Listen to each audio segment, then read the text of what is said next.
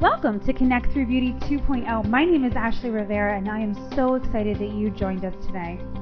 I'm Krista Bartik, and we are here to help you navigate the challenges and embrace the mistakes that come with this rewarding but demanding industry. Whether you're a seasoned pro or just starting out, our goal is to provide you with the knowledge and inspiration you need to help you level up within your career.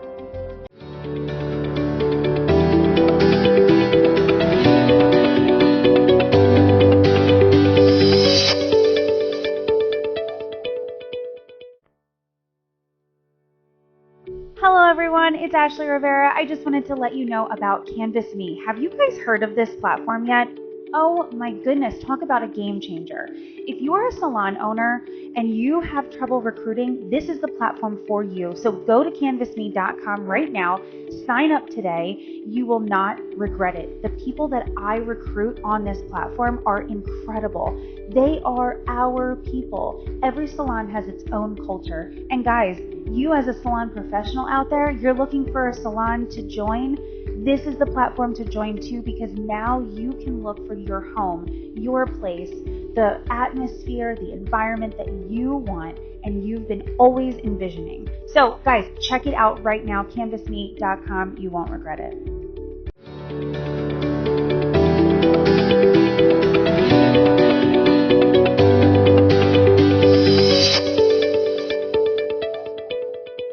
Welcome back to Connect Through Beauty 2.0. I am so pumped for this conversation. So we're going to be listening a lot to Krista about this hot topic, the cowgirl copper look. The do's, the don'ts, the do you do it, do you don't do it, the whole thing. So it's a great trend that's going around. I mean, the colors are freaking phenomenal. You have posted some beautiful work, and I know, like, as stylists, we want to really jump on that trend train, but how do we figure out if the client is the right fit, right? So I love diving into this. I love talking about these things because it gets everybody thinking in a different way. So Krista, let me hear from you, girl. So excited. So with fall trends 2023, what we're starting to see is a lot more natural colors.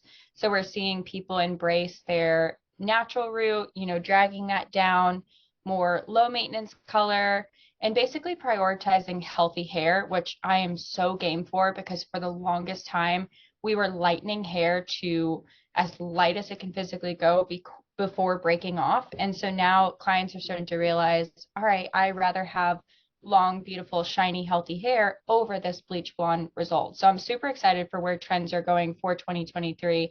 And along came the Cowgirl Copper or Cowboy Copper. I'm actually not sure which one it is. Do you know if it's Cowgirl or Cowboy? I've seen it both. I've seen it come up on my feed both. And I can't figure out what the difference is, but I love going with the girl because I feel as women, we would be more in tune to change that color. I don't know. Like, is there a difference? I'm not sure. That's a good question. I don't think there is a difference, but maybe there is, and I need to look further into it. But from what I've seen from the Cowgirl Copper is this trend really started from the coastal cowgirl aesthetic. Have you heard of that? Yes, because of you, my love. Oh, hey, I love it. Well, I'm so glad I could introduce the coastal cowgirl. So the coastal cowgirl aesthetic, I feel like really started to take off on TikTok.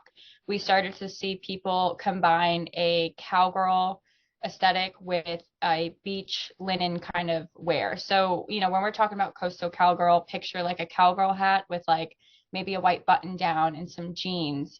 That's kind of where I'm leaning towards when talking about the coastal cowgirl. So the Cowgirl Copper is basically a playoff of that, which is super fun and super exciting. But first of all, I want to jump off into what is Cowgirl Copper? Why are we seeing this everywhere? What the heck is it? Cowgirl Copper, it isn't a specific tone or shade. So if there's anyone out there listening who's not a hairdresser, maybe you're just a client interested in this topic, it is not just a color your stylist is just tossing on you and calling it Cowgirl Copper. Cowgirl copper is basically just a fun name for a muted copper red. So it's leaning away from that unnatural, really vibrant, bright looking copper, and it's leading more into the brown copper Mm, family. So results are looking more natural and kind of what you would see on like a natural redhead, basically. I That's love what it. Cowgirl copper is basically mimicking. So when we're talking about the Cowgirl copper and, now we discussed like what is it, I want to dive into who this is for because when a trend rolls around, everyone wants to do it. But we all know as stylists with our professional opinion, it's not a one size fits all situation. We Right. can't just toss golden blonde on every single skin tone, natural hair color, texture, and think it's going to look as phenomenal as it does on their inspiration photo. So with Cowgirl Copper, it really, really complements a lot of skin tones actually, and there's a lot of different ways you can play off of it. So if your client comes in and they have a fair skin tone, a brighter, more vibrant quote unquote Cowgirl Copper is going to complement them more so. Now, Okay. if we're coming in and talking more about like a medium to dark complexion, something a little bit more deeper on the browner or the red side is going to complement their skin tone more so. So being able to, sit down with your client and look at the inspiration photo they're showing you, but then also customizing it to them and what's going to complement them. Because at the end of the day, a lot of these photos we're seeing on social media of the Cowgirl Copper, their faces in the photo, which is great. It makes for a stunning image, stunning scroll stopping image. But at the end of the day, our client is not that girl in the photo. So we need to, customize it for them and do what's going to complement their skin tone and their complexion. Have you seen a lot of like Cowgirl Copper on social media, or where you feel like you're seeing it? Definitely. And the guys in our company have been posting a ton about it too. Actually, I shouldn't say a ton. But it's trickling in. It's gaining that momentum for Yes. sure. And I love that we're talking about it because just yesterday I was getting my hair done and my stylist was talking to me about it and she's like, I'm thinking about doing this and I said, "Oh my gosh, because tomorrow we're going to be talking about it. This is great." And it's kind of just this start of a cool conversation. And it's like you said, trends are fun. It's exciting to do something new behind the chair, right? So, and we talk about that a lot, like what ignites us and what gets us excited. So now this is really taking off and you're seeing it everywhere. It's like, well, I want to be that person too. I'm going to do it too. And it is it's not just so cut and dry. Like, Mhm. okay, here we go. This is what we're doing, but there's so much that is involved with it and so much that goes into it, the thought process of it. And I love that we're chatting about that because um I think like anyone in our business can get the best of them, right? And like you get excited and you get going and then realize, oh my gosh, maybe that wasn't the right one. Yes. That's actually, I would love to dive deep into that too on who this maybe isn't for, because I've had my fair share of experience about like a week or 2 weeks ago of a client who wanted more of a Cowgirl Copper kind of vibe. And, she had just gotten married. She was ready for a change. And I was for it. I was really excited to do this color. Yeah. I had gone over like expectations with this color. So before we dive any deeper in terms of expectation with the color, fading wise, upkeep is going to be really, really challenging because red is the quickest color to fade, but the hardest color to get out. So with that Mhm. being said, when your client leaves the salon, their color is going to look best, but within that first wash, the first 5 washes, I should say, it will fade drastically. So understanding that the upkeep, it won't be as vibrant as when your client first leaves the salon. And I make that very known, especially if they're using heat tools or extremely hot water when washing their hair. So setting realistic expectations for your client wanting to go that Cowgirl Copper is so, so important. Now, in terms of upkeep and then also let's say they want to change their hair. You know, if your client is someone who likes to go from really blonde in the summer to really dark in the winter, Cowgirl Copper in between is going to be extremely challenging to take them if they wanted to go back blonde for the spring or for the summer. So thinking about future is super important as well. Before I do this color on any client, I'm letting them know, hey, you know, just so you know, if you wanted to change your hair color, you are going to be extremely warm and extremely gold for at least 3 or 4 sessions. And I always exaggerate that number. Even if I think I can get them light in 2 sessions, I'm always going to exaggerate it because at the end of the day, you truly don't know. You don't know if the hair is going to be able to handle it. You don't know how it's going to lift out. I can do my best. I can, you know, do a Malibu, try and pull some of that color out. However, it's not a guarantee. So I can't guarantee to my client that they're going to be blonde within 2 sessions. So I always exaggerate that number. Right. Now, with this trend as well, and you know, diving into maintenance wise, like how often they'll be in the salon to touch up their roots, fading wise, you know, realistic expectations on that, and then also if they ever wanted to change their mind, what to expect. And it's really funny, my client that actually I did the Cowgirl Copper trend on, and it was a little bit of a shock for her. She actually tagged me in a post last night, and it was about if you wanted the Cowgirl Copper, you need to be willing to embrace rodeo gold for a couple weeks. And I was like, that is so love good. that. I'm like, that is so good. So Cowgirl Copper, rodeo gold before your bright blonde. So yeah, it's funny. We can kind of laugh about it now, but what had happened was we were ready for this transformation. We went for it. And as somebody who has been blonde their entire life, or, you know, for the majority of their life, when you look in the mirror and you see something other than the hair color you've seen the past 10 to 15 years, that is a huge, huge shock. And sometimes the shock isn't always a good thing. Like it can be extremely scary, and you know, it can tend to feel like you don't feel like yourself. And I think that's what happened, you know, when she looked in the mirror, she didn't feel like herself. Right. And that's where we were like, all right, it's, you know, it's fun. We tried this. It looked so great on her too. Let me just add that in there. She was made to have that hair color, but if she wasn't, like, she's just not used to it. So I can't say I blame her. I would freak out too. I was just gonna say, you've been so light for so long. Would you even consider doing something so drastic? I thought about it last year when it started, like a peachy kind of color started to come in, but I could just never do it. I love the bright blonde, and I'm a creature of habit, and I don't change things very often. So personally, I don't think I could do it. Not at all. Yeah. Would you ever do it? I totally understand. So I went really blonde for a while, but I'm normally very dark. Okay. Like always very dark. So I am transitioning back to going back to my dark.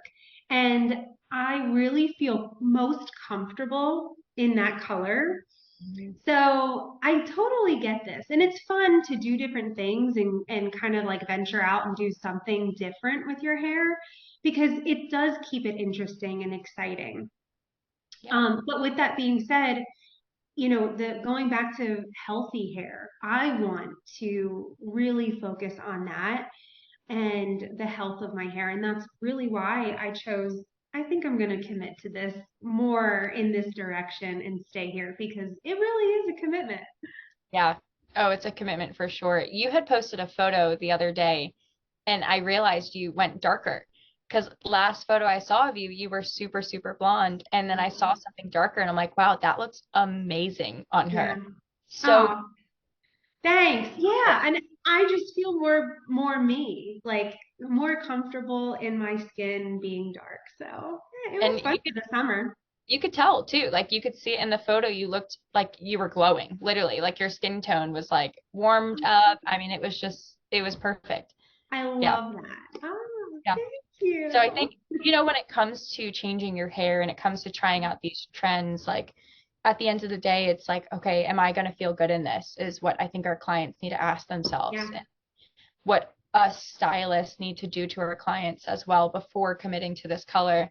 And, it can be so easy as a stylist to be so excited to try this trend and finally have somebody who's asking you to do it. Yeah. But at the end of the day, I think it's really important we stop and say, like, okay, how are you going to feel? Like, are you sure about this? Are you going to hate me, or are we going to Right. go through this? And Right. yeah, it's a team decision, teamwork. Definitely. So your top 3 questions that you would ask the client to make sure that they were really committed to this look. Top 3 questions. First, I would start with, are you committed to coming in the salon to maintain it? That would be my first question. Because if they And end what up does like, that look like? How often? Every 6 weeks? Every 8 weeks? I would say roughly every I'm going to stretch it to 10 weeks because I do have some clients who don't Okay. mind their roots at 10 weeks. I know for other people, the 8-week mark is probably the longest they can go, but I Okay. would stretch it from 6 to 10 weeks personally, depending on the guest and depending on like the roots. So if they're okay with coming in and getting the root touched up at that 6 to 10 week mark, then that would be maintenance wise for them. Okay. That would be my first question is, are you okay with the maintenance? Second question would be like, how committed are you to this? So is this something you are going to keep for a little bit? Is this something that you just want to kind of try out?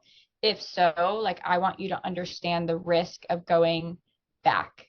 So basically breaking down the time it would take to go back blonde after making such a drastic change to this cowgirl copper.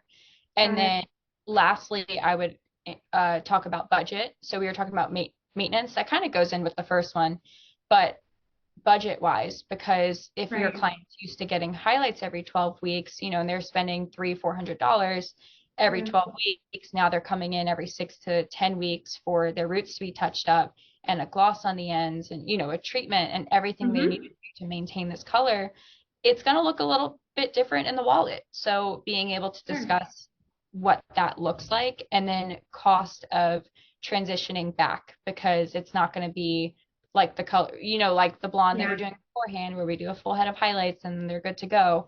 It's going to be a lot of prep work beforehand and then afterhand as well. I love that. I love that you really take them full circle. Like you take them on, this is the entire commitment that we're focused on.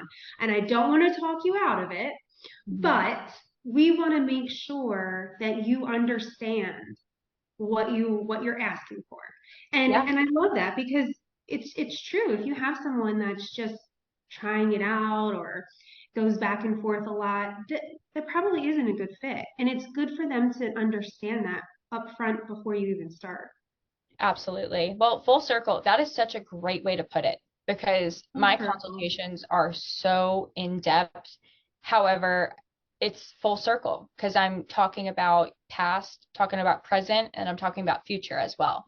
That way Mhm. they kind of understand, hey, this is like I'm laying everything out on the table. You Right. can pick the cards, but this is kind of where it can take you. So do you think that this is only for someone that has like a level 6 and above? Because what if I came to you and I said, I'd like to try this? What would that look like? That is a really, really good question. That would look very different. I don't think it's specifically for someone who is like a level 6 or above. However, I think at the end of the day, it comes down to like health of your hair and then your commitment to this color. Right. Because if I have somebody who is a natural level, let's say 5 or below, if they want to be this cowgirl level 7 copper, I would have to do an entire like bleach out roots to Right. tips, lighten, expose that underlying pigment. Don't have to lift them super light. So I'm not saying we got to take you from a 5 to a Right. 10. Right. But just kind of However, take the edge off. Yeah. it is going to be a global bleach out, roots to tips, depending if your hair can handle something like that, and then going through and depositing that color on top. Now, if you were a natural level 5 and you wanted some hints of cowgirl copper, but you were okay with it not being super vibrant, we could get away with doing like a level 6, 7 permanent color to shift the natural shift the color in between, and then I would talk you into doing more of a balayage on the ends. That way you had a tinted copper root, but then you also had the vibrancy of the lightness with the balayage on the ends. So if somebody wanted that darker, with the darker base, who wanted that color, wanted to kind of dip their toes into Cowgirl Copper, that's what I would recommend doing. I love it. That's awesome. Yeah. I hope that you guys got some really valuable things out of this, because I did. I loved it. I love this conversation. I think, for us, it's exciting to talk about the trends that are happening. And Krista and I, we've talked about it. We're going to do more of that. We're going to talk about like some more fall things that are happening that we're loving and you guys are loving to see. So we want to hear from you too. If you have any topics that you want us to start to talk about, let us know. Yes, thank you so much for joining us today on Connect Through Beauty 2.0.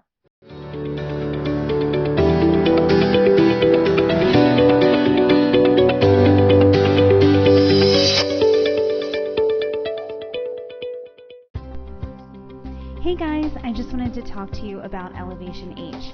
Paul and Cole Thompson from Manchester, England have created this incredible company. They have apprenticeship programs just for salons. They take that all out of the hands of the salon owner and just take care of it for them. Amazing. They do the same thing in beauty schools and get in there and take them to the next level. They also have memberships for professionals. Guys, we need continued education and we need it to grow. These two have really just elevated that for us in our career, in our businesses.